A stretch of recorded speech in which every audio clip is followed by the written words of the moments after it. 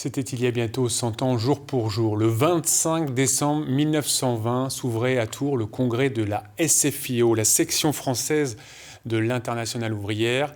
C'est lors de ce congrès que le Parti communiste est né, un événement majeur dans l'histoire de la gauche française. Ce congrès s'était tenu dans la salle du Manège 1 jouxtant l'abbaye Saint-Julien, une série proposée par Luc Perrault, Cyril Deville, François-Xavier Mauffret, montage Gilles Engels.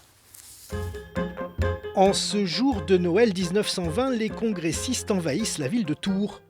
En moins d'une semaine, ils transformeront en profondeur le paysage politique. Leur congrès marquera rien de moins que l'éclatement de la SFIO et la naissance du Parti communiste français. Pour accueillir les délégués venus de toutes les régions de France, il fallait une salle suffisamment grande. C'est finalement la salle dite du Manège qui sera retenue. Alors elle est très bien placée, cette salle du Manège, dans l'espace urbain, parce qu'elle ouvre sur la rue nationale, la rue la plus importante de la ville, qui est dotée d'hôtels, de restaurants, donc facile pour les congressistes. Elle était derrière Saint-Julien, on est rue Nationale, c'est là que la célèbre photo est prise, que Lucien Le Saint, le cinéaste, a également filmé cette rue, le passage, les congressistes qui vont et viennent. Et là, il y a un cheval qui passe avec la charrette, enfin bon. Et puis, en gros, la salle du Manège se situe au chevet de Saint-Julien, derrière. Et bien voilà, la salle du Manège, elle était là. Cet ancien manège d'équitation était depuis plusieurs années dédié aux réunions associatives, politiques et syndicales. Il y a eu tout un décor qui a été mis, il faut l'imaginer en couleurs, des banderoles, des drapeaux rouges, le drapeau de la SFIO, les deux grands portraits de Jaurès sur le mur du fond. Le décor est planté. C'est que l'enjeu de ce congrès est particulièrement important pour une gauche meurtrie au sortir de la Grande Guerre et avec ce sentiment d'avoir été trahi par une partie de ses dirigeants. Et puis, il y a cette colère sociale qui gronde plus que jamais, avec pour modèle la toute jeune révolution russe.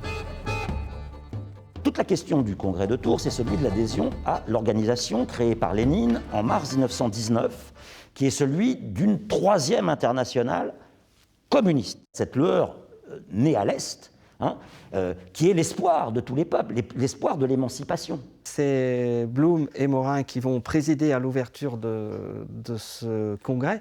Alors, ils sont plutôt modérés.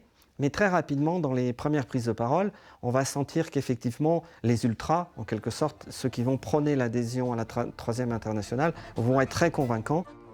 Et de la conviction, il leur en faudra. Car pour prétendre adhérer, pas moins de 21 conditions sont exigées par Moscou. Alors ces 21 conditions, pour en retenir les traits majeurs, elles font en quelque sorte que les partis socialistes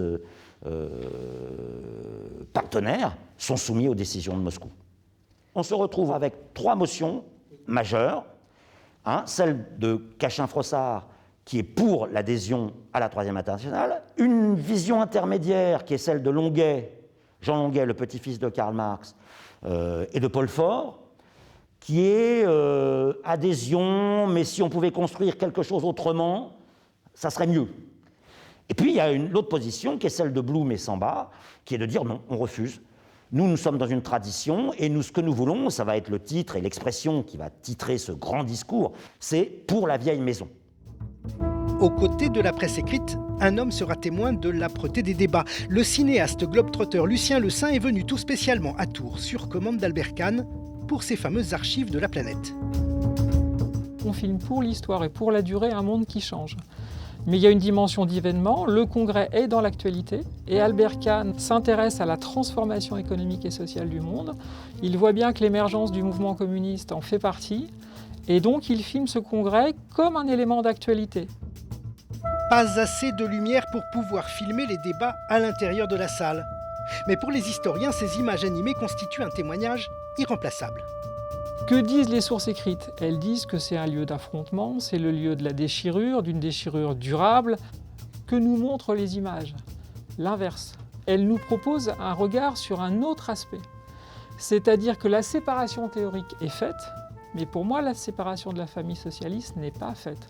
Ce qu'on voit, c'est la galaxie socialiste dans toute sa diversité. Pas de tension sur ces images donc. Mais dans la salle du manège, les débats font rage. L'arrivée rocambolesque de Clara Zetkin, une personnalité venue clandestinement d'Allemagne, fera chavirer l'assistance.